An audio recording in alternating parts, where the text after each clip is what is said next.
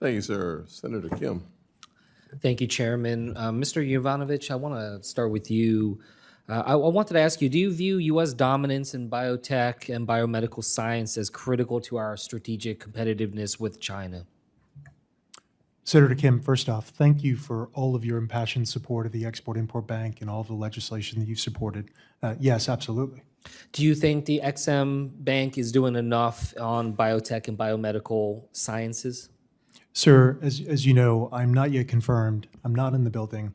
But what I can affirmatively say is that the China and Transformational Exports Program that's been outlined and designed to enable the bank to support U.S. companies that are looking to address these issues and in total 10 critical sectors should be put to use to address this very issue.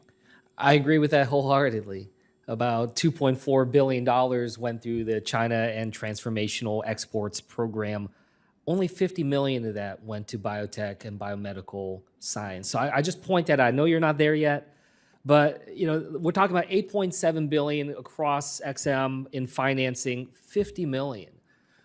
I know there are a lot of priorities that are out there, but I just want to draw your attention. The Belfer Center, for instance, just came out saying that of the 5 critical tech sectors out there, China has the most immediate opportunity to overtake the U.S. in biotech. Our own U.S. National Security Commission on emerging biotech said that our window to act is closing. So I just want to hear from you just right now your assurance that this is something that you will look into, that you will work with me on, and we'll try to find the appropriate way for us to make sure that we are meeting this moment on biotech and biomedical research and science. Senator, you can count on me to work with the committee to ensure that every single tool, but especially CTEP, is ready and mobilized to address this very key issue. One thing that I saw in the 2023 XM report to Congress, it revealed that nuclear energy is a growing area of foreign demand for U.S. goods and services. From your perspective, do you think that that's an area of opportunity for XM? I do. Good. I hope to work with you on that. Mr. Peters, I'd like to just turn to you. I wanted to just ask, with the work that you do that you would be doing in BIS, I just wanted to ask you, what is the entity list?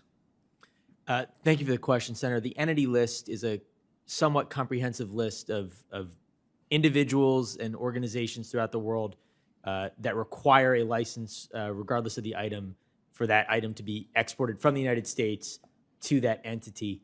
As I understand it, there is a presumption of denial that comes with that licensing request. Do you think it's an important tool? Clearly, it's an important tool for us, Senator. I just raised that because I guess, in the previous administration, we saw, for instance, when it comes to Russia's invasion of Ukraine, 1,056 entities added to the entity list. I wanted to ask, are you aware of how many the Trump administration has added to the entity list regarding Russia? Senator, as you're aware, I'm not yet confirmed. I'm not in the building. So this is public information. I was able to get it just off the internet. Are you aware of the number? No, I'm not, Senator. Okay, the number is 0. I just want to point that out in terms of how many entities have been added to the entity list regarding Russia's invasion.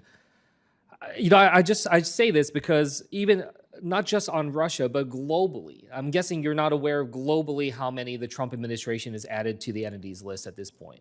I am not, Senator. So that number is 12 in the entirety of this administration so far. So I guess I'm just trying to get a sense of what priority this administration is placing on something that you thought was an important tool. And I get it, you're not there yet, but if confirmed, you will be.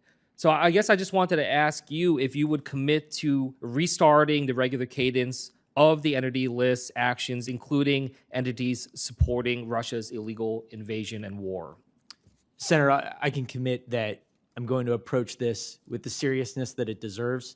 The enforcement side of BIS has a role in nominations to the entities list. Without prejudging any particular entity, I would take that portion of our responsibilities very seriously in working with my colleagues. Okay. I mean, look, I'll be honest, that's not a satisfying answer, but I hope to work with you if you are confirmed on this because, look, I want BIS to succeed. In fact, I've been advocating for additional resources to BIS at a time when those resources are actually being pulled away.